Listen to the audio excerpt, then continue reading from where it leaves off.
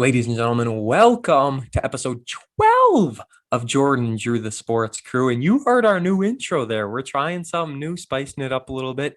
And if you didn't hear it, then it turned out bad and we decided not to air it. But I think it turned out fine. We'll see.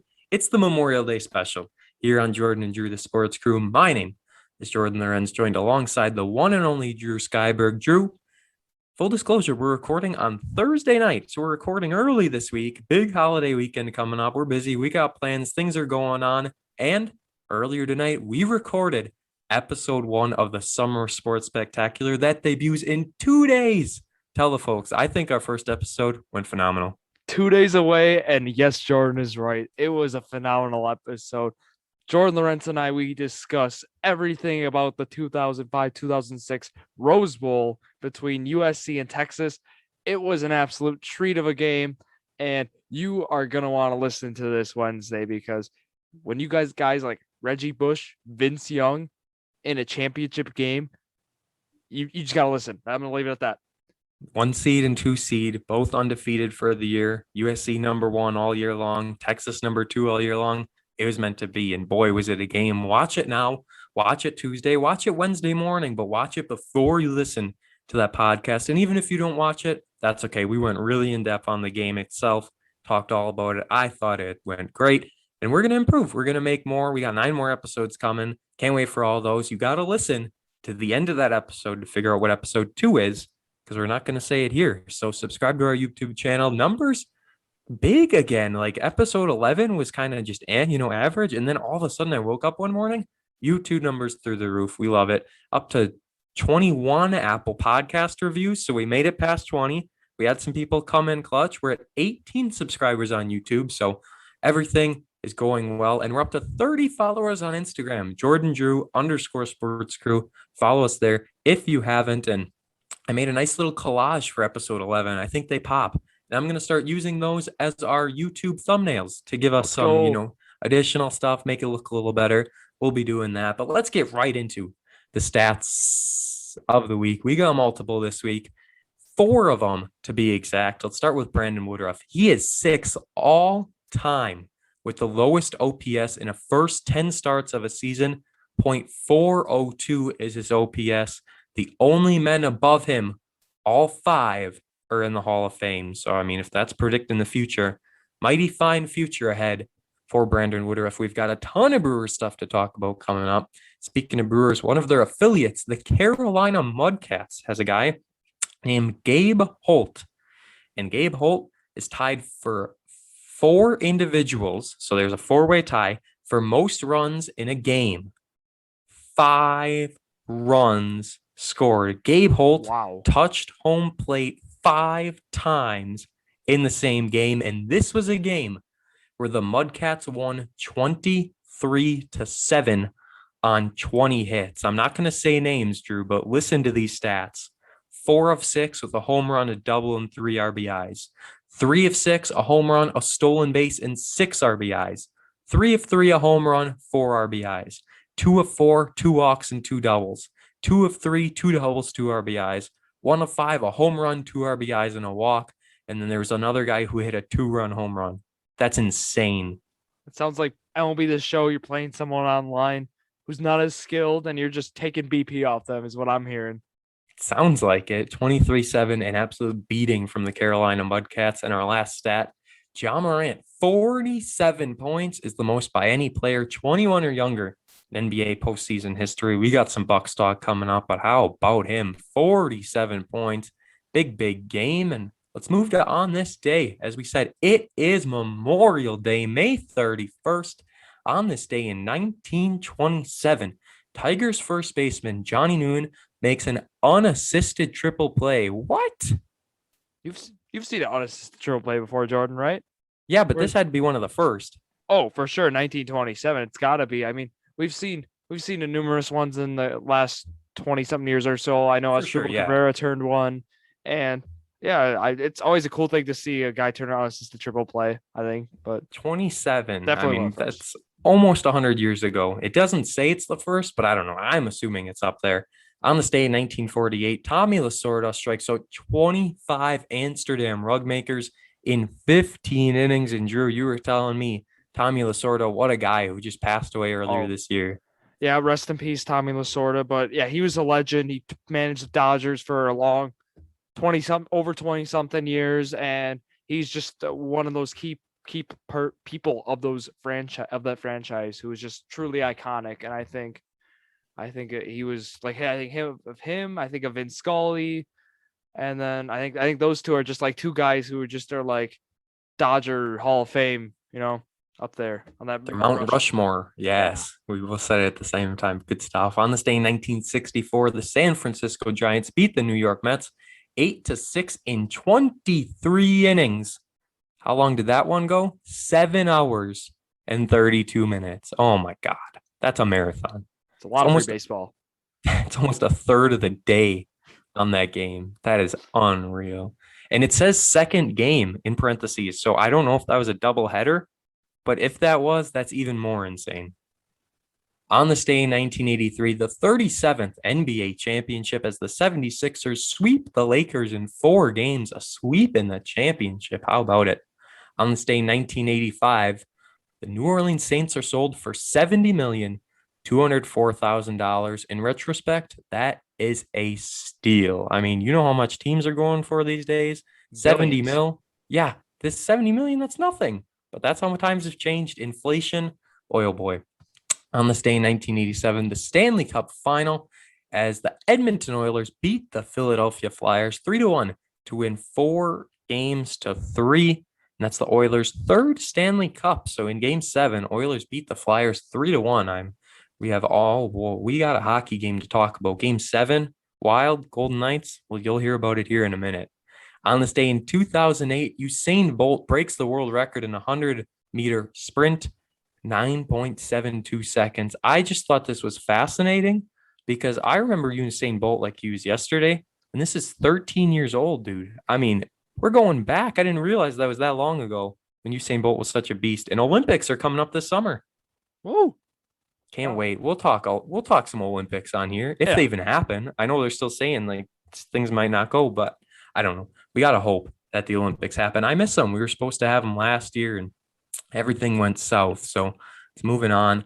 And it is time for our weekly sports talk segment. I just got up the press release for Manitowoc Lincoln's high school athletic department, and it says Riley Garb is named girl varsity basketball coach. We've got a new coach for the girls. Coach Barry Harris has stepped down. It says he resigned, but let's read the first paragraph. Manitowoc Lincoln High School has hired Mr. Riley Garb to lead its girls basketball program.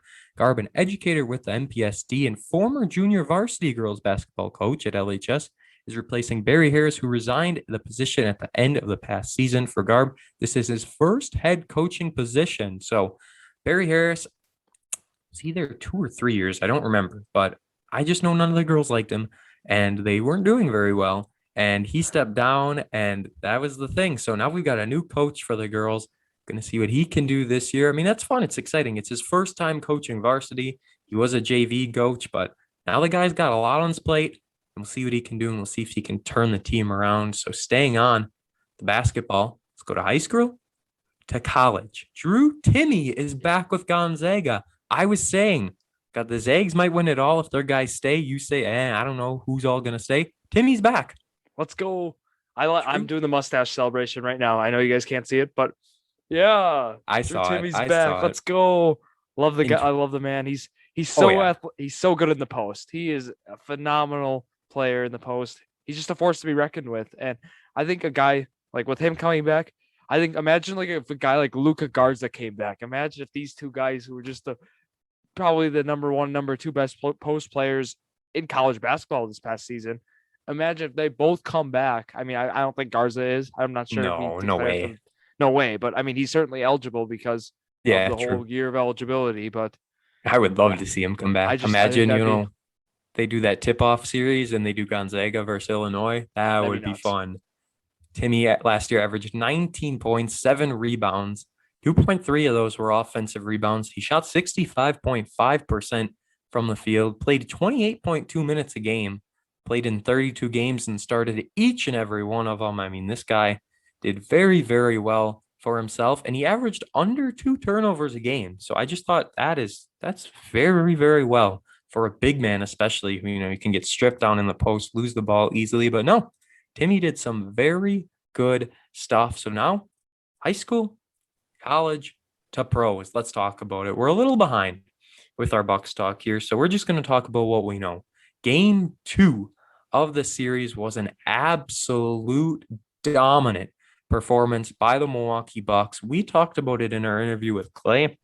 It was like 144 to 90 something when they played back in December. This reminiscent of that. The Bucks win 132 to 98. And Mr. Drew Skyberg, this was the Bryn Forbes show.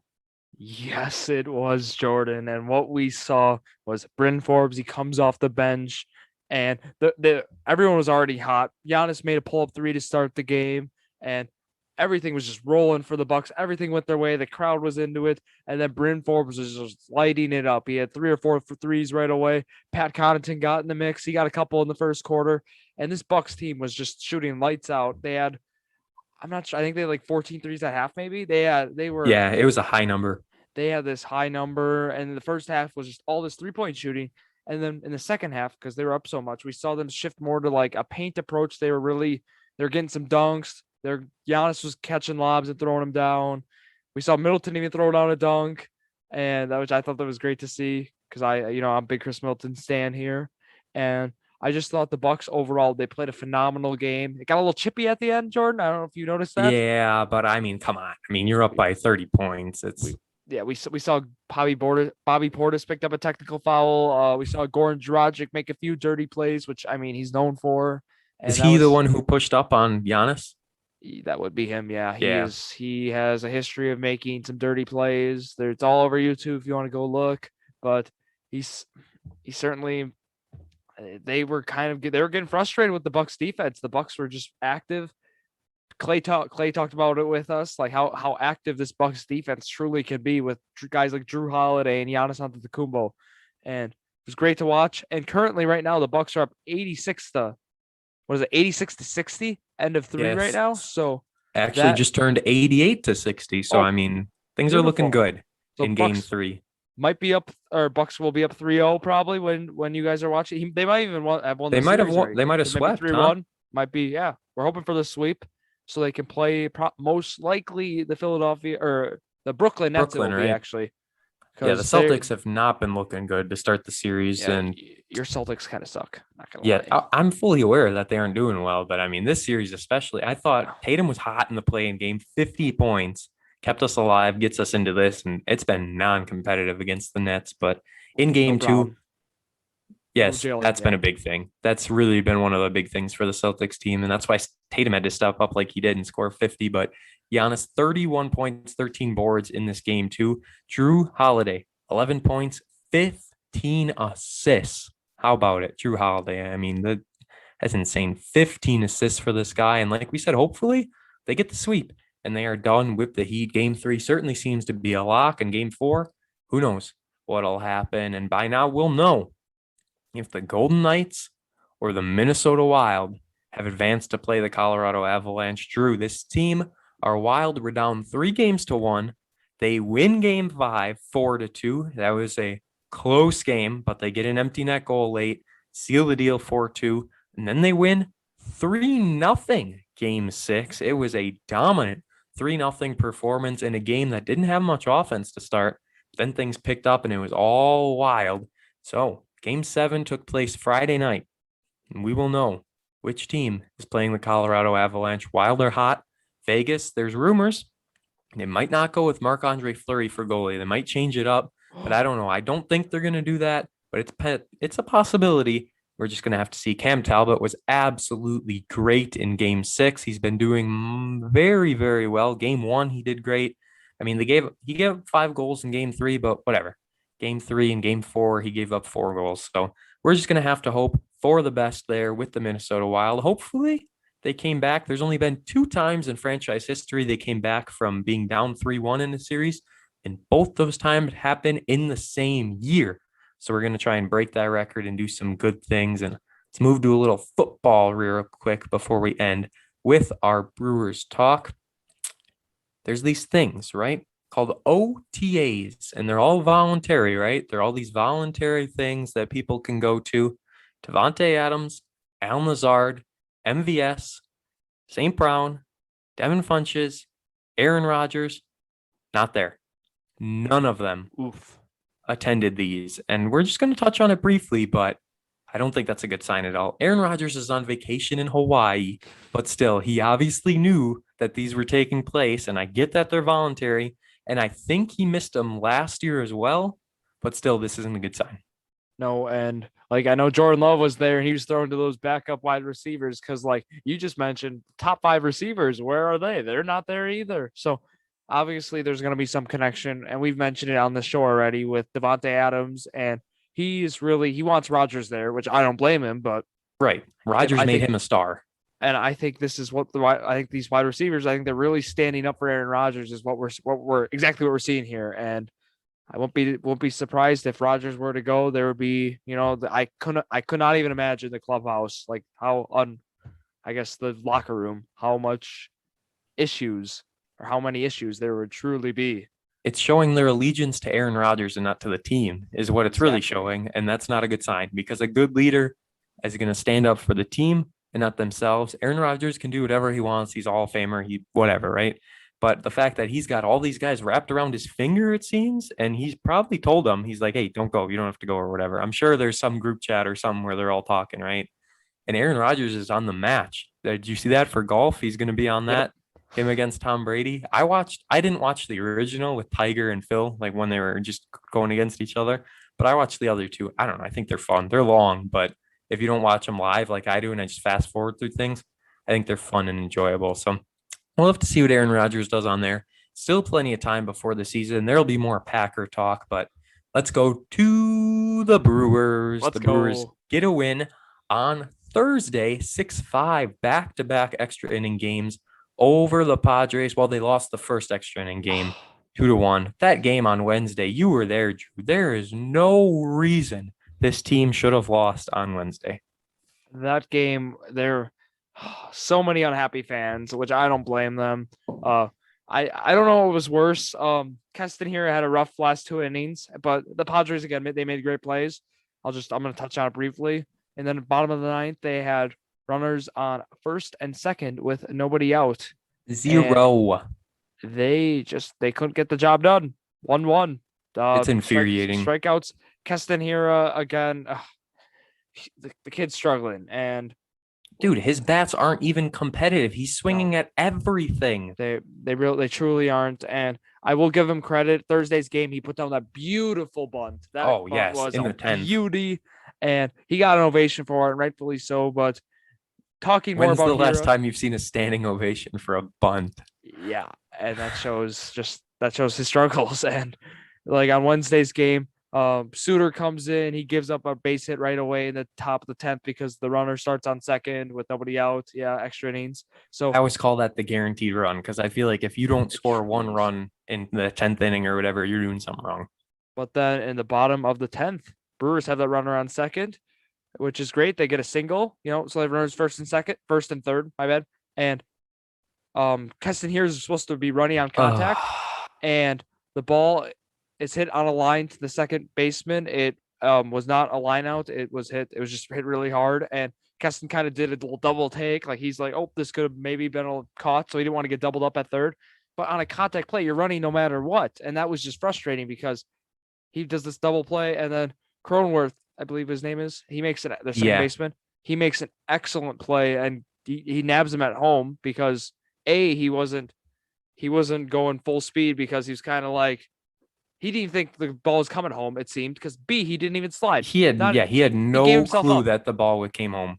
He gave himself up, and you cannot be doing that when at home in an extra inning game. And when you're the tying run, especially. And that was just Brewer fans were booing, and I don't blame them. That was not a good look for Keston here, and they lost that game. And that's a game it truly felt like that was a win in my because Eric Lauer seemed like a lock at the bottom of the 9th. Oh yeah, and I think Eric Lauer, we can't talk enough about how much he performed. He had 6 strikeouts over 6 innings. Home run. He had home run too. He had his first big league hit was a home run, I believe. How Or his sad first, is it? Yeah, not his, I think it was it maybe. was. I'm not sure. It was his first hit this year. I know. I don't know if it was Yeah, his it's first career, this but year for sure. it But was a how bomb sad from is Chris it? Paddock. How sad is it that Adrian Hauser has the total amount of home runs as Yelich and Hira do combined? That is, if you told me that a year ago, I would slap you silly, Jordan. Yeah, you'd think I'm on drugs. I would be so surprised because like that. Oh my Especially goodness. this deep into the season. Yeah, like we're a quarter of the way done already, and they still. At least Yelich is starting to pick it up. I feel. I mean, He is finding himself again. he's putting together some good at bats, and I mean with Yelich you expect that, but Keston is just not yet. And one guy who we missed, he had a hot start. He was actually a big part of the first series against the Padres. Was Billy McKinney, and now as we know, he was traded to the Mets. This is kind of embarrassing. He gets traded for a 17-year-old. I mean, that's like if you get traded and then you look for what you got traded for, it's a 17-year-old. I feel like that's a slap in the face. Yeah, and we were talking about that hot start Billy McKinney had at the start of the year, as you remember. He's batting like 400. Yep, I'm gonna read you something, Jordan. All right. His slash line for his last 59 plate appearances, a 154 average, a 237 OBP on base percentage, and a 212 slugging. So he's been very, very poor lately. And the Brewers were finally like, all right, we got a good stretch out of you. And they kind of were starting to see the real Billy McKinney, which he was hot when he needed to be when Kane and Yelich were out. And now he's just been in. Pitchers made adjustments and now he's on the Mets is what happened. So Billy McKinney, we appreciate your time with the Brewers. You made that nice diving catch and left against the Padres the first series. You had some home runs. Thank you for it, but goodbye. Yeah, that's baseball. That's how it works. And also, did you see D. Strange Gordon is now a Cub? Yeah, what a move by the Cubs there. We were just talking about how we had him in AAA. He was putting up together some pretty good stats, and there he goes. And he's gone just like that. So let's talk Thursday's game real quick for a minute. We talked about the trade last week, right? Trevor Richards, Willy Adames. Willy Adames hits a no doubt 3-run shot in this game on Thursday. He was 4 of 5, I'm pretty sure. Yep.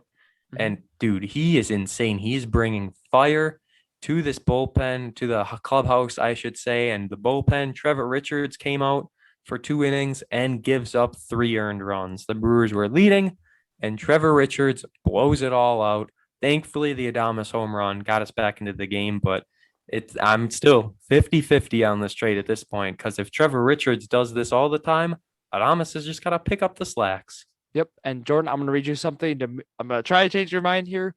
So far, what we got on Willy Adames in his first 15 plate appearances since joining the Brewers, we got a 333 average, 4 walks compared to 3 strikeouts. So we've seen some great things so far, and we're seeing it's a stat I mentioned last week about how Adames' OPS when he's at away ballparks compared to Tropicana.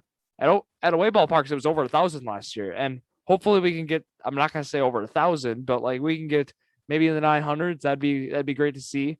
High 800s even. Yeah, even the 800s. But like so far, the pace he's going at right now. I mean, it's some offense that is much needed at the shortstop position. Something we have not seen in years. It's been a while. That's for sure. And more walks than strikeouts. That is huge because this is a strikeout heavy team. I mean, JBJ, Yelich, here, you're looking at guys who are striking out left and right. So you've got some more guys you want to talk about, though, don't you? Here we go. Part 2 of Drew's Views. Yes. The special we used to do on WOMT. Maybe we bring it back next year. Hopefully, if we can get some fingers crossed. Fingers crossed. And I got my pitching candidates who are under the radar in my eyes. I got 3 honorable mentions we're going to touch on right away. Are these all for the Brewers, or these are just for the league? These are 3 Brewers, Jordon Lawrenz. Okay. Brandon Woodruff, who's been he's essentially the number 2 guy behind DeGrom this year for Cy Young. Has to be. He has to be, yeah. And then Corbin Burns, I know he had a little rough outing Tuesday, but he's still under the radar. Then, I mean, if you're a guy like, let me just say this real quick. If you're a guy like Corbin Burns, you are more than allowed to have an off game here and there. There's no way he keeps up at the pace he does. I mean, if he gives up 1 4-run game once a month, he's fine. Oh well, yeah. And then last guy, Freddie Peralta, who he was the number 5 star coming in, and he's been performing like an ace. So that's He's been been awesome to see. doing spectacular. Really flies under the radar with Woodruff and Burns because people appreciate those two. Then you look at a guy like Peralta and you're like, but you look at his numbers and what he's done for the team, he's been doing spectacular. I agree. And now we're going to move on to some guys who are not on the Brewers. And my first guy is, I believe, the NL Rookie of the Year right now, in Trevor Rodgers from the Miami Marlins. He's a 6'5", 217-pound lefty. He's 23 years old. He's 6-2 this year with a 1.75 ERA, and he's just been really good. The Brewers faced him earlier, and as we know, the Brewers are not good against any good starting pitching, so they did not do good against him. But he has been a force, and he's really a crafty lefty. He throws a lot of junk, and I don't know. I like him. I think he's going to win Rookie of the Year this year for the NL. At least he's on pace to. It's a possibility. Do you know who he is, Jordan? Or is this Yes. Awesome. I didn't watch the game he pitched against us, but I do definitely have heard the name. And he's 6-2, you said? I mean, talk about a guy who's actually getting run support. How nice it must be. Unlike the Brewers starting pitching, you are correct. And ready for guy number 2? Carlos Rodon. Oh, he yes. Threw the no-no this one of the many no-nos. And he's been great this year. He's 5-2 this year with a 1.29 ERA. He's got 72 strikeouts in 48 2/3. And this is a guy who, again, I don't even think he was the ace coming in this year, and he wasn't. And he's been phenomenal. He had Tommy John a few years ago, and just the way he's been able to come back has been incredible. And yeah, I don't know. I think this guy, he's certainly an AL Cy Young candidate, to say the least. We love a good comeback story, especially after the Tommy John. And we talked about dejuicing the baseballs. Look at how low some of these ERAs are. I mean, what did you say? 1.2 something? And all these other ones are like under 2. 1.29. There's no way he keeps that up. These next 2 guys, Jordan, are exactly prove your point. I got a guy right now, Kevin Gausman. Do you know who that is? No. This year, Jordan, he is the sleeper Cy Young candidate for the NL, which might surprise you. Last year, he had a 3.62 ERA. This year, 1.53 ERA. He's 5-0 so far this year. Less than half. 76 strikeouts at 64 2/3. His WAR already is 3.1 with wins above replacement, the stat we talked about last week. And yeah, he's been everything this year for the Giants. He's been their number 1 guy. And this really was unexpected compared, because I'm like, his ERAs for the past few years, 3.62, 4.03, 6.19, 5.72. That's just the last 4 years. And that is just like, to go from that high to this low, something's out there. That's incredible, though. Yeah, and just to clarify on those ERAs, I was talking because like he was on 3 different teams in 2019, and his ERAs all were above 4 for 3 different teams in that year. So that is for Kevin Gausman. I think he is like I said, I think he's gonna be the number 3 Cy Young guy. He's the 3rd guy, at least right now. Maybe we do mid-season awards for MLB, the All-Star break. We'll see. All-Star break, yeah. And my last guy, I got another AL guy to close it out. So we go NL to AL, NL, and now to our last AL guy, Kyle Gibson for the Texas Rangers, which the reason I chose this guy is because his strikeouts might not be that high, but he is 3-0 this year with a 2.24 ERA with 48 strikeouts in 60 1/3 innings. And this is a phenomenal ERA from 2020 to 2021. In 2020, Jordan, he had a 5.35 in ERA in the shortened season, which, as we know, is not good at all. And now this year, a 2.24. And this is really great for him. He's really turning his career around, because his lowest ERA before that was in 2015 with a 3.84. And so I'm really hoping he keeps that up, because I mean, he's almost at half of that. Yeah, that's what I'm saying. This is a phenomenal start for Kyle Gibson so far this year. And he's my final guy in Drew's Views for the pitching candidates. And maybe we bring Drew's Views back for, I don't know, maybe for some other sports, but that's for the baseball. That's Drew's Views, the pitcher special. Hey, who knows? It could be a weekly thing, but Speaking of weekly things, I just spun the wheel. Let's And go. guess what? Sports balls is the category. I am incredibly excited for this. These things are all over the place, and we're actually right at the 30-minute mark. So this couldn't have been done any better. We did perfect. Question number 1. You should get this. How big is an NBA basketball? How big? Yeah, we're talking inches. Like, when you go down the aisle. 29.5. Yes. I was going to say, you go down the aisle and you look at all the basketballs and you're like, what ball do I want? Yes, 29.5 is correct. Next question. How many laces are on top of a football? 13. 8. 8. Oh, 13 is a bit much. I was 5 off. I'm not a quarterback. I'm a center. I just touched the laces a little bit. Yeah, you don't have to stare at them. Next question. This one you should be able to get. Name one of the 2 shapes on a soccer ball. Oh, I should so it's gonna be, well, the ball is a circle, so it's like a sphere, but I don't know if there's pentagons. No, it's hexagons. Both of them, yeah. Pentagon and hexagon. That's They're what it both is. on Yeah. it. Yep. Okay, So that is correct. Good. I was going to say you almost changed your answer and it could have been bad, but no. So you're good. This next one is going to be tough. You're going to have to pull a number out. How many inches larger is a softball than a baseball? So we're talking circumference. How many inches larger is a softball than a baseball? I am a big brain here. I can think this one out. I'm gonna say 4 inches.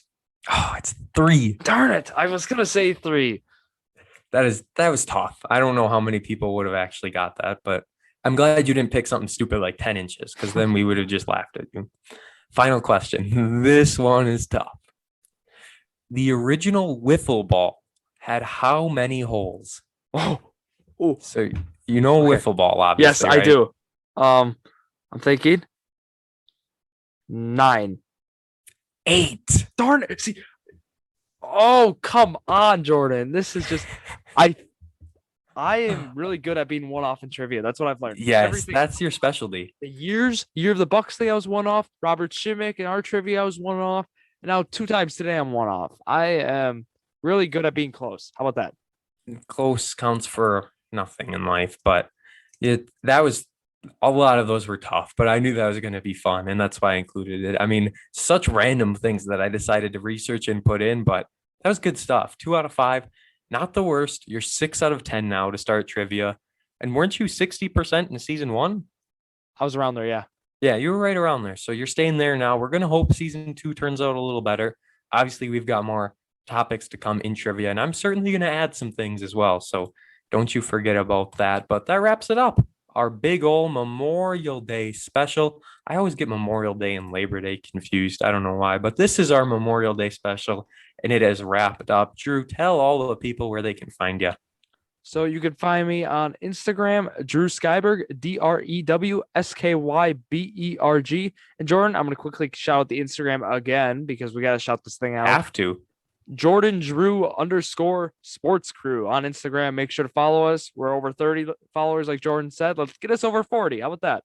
Yeah, we want more. We're greedy. We want all the followers we can get. And coming this Wednesday, the Summer Sports Spectacular. Set your calendar, set your alerts, set it all so you are ready for that. And watch the Rose Bowl, Texas and USC. Watch it before so you're prepared and you're ready. Fun stuff. Such a good episode. But this wraps up episode 12. And subscribe on Apple Podcasts. Leave that 5-star review. Subscribe on our YouTube. We're shouting them all out again. Why not? It's a holiday. Give us that love. And hey, I was thinking, I'm going to the Brewer game this coming Sunday, June 6th, and they're giving away that Hank Aaron bobblehead. Maybe you'll get one of my Hank Aarons because I don't need 3 of them. So maybe I'll give you one of those. That'd be awesome. That would be great. We'll have to see. I think it's a beautiful bobblehead, but well, I'll be there. They're playing the Diamondbacks, who are a terrible team, so they should be able to beat them easily. We'll talk about it. We'll get it all fixed coming up. But thank you for listening to episode 12 of Jordan and Drew, the Sports Crew, the perfect podcast for you.